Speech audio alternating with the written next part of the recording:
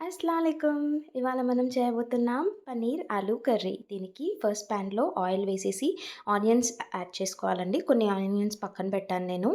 Onions కొంచెం లైట్‌గా fry అయిన తర్వాత ఒక టొమాటో, ఇక్కడ ఒక ఆనియన్‌కి ఒక టొమాటో తీసుకున్నాను.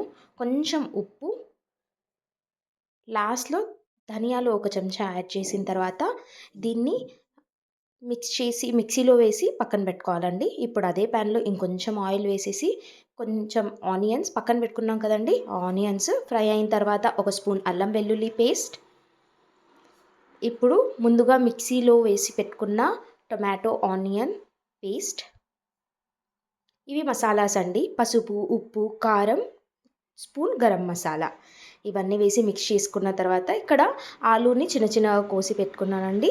దీంట్లో కొంచెం వాటర్ యాడ్ చేసి ఒక 15 నిమిషాలు కుక్ చేసిన తర్వాత పన్నీర్ యాడ్ చేయాలి.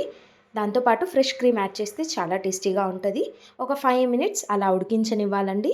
ఇప్పుడు పైనుంచి కొత్తిమీర వేసుకొని ఒకసారి కలిపి స్టవ్ ఆఫ్ చేసుకొని సర్వ్ చేసుకుంటే రెడీ.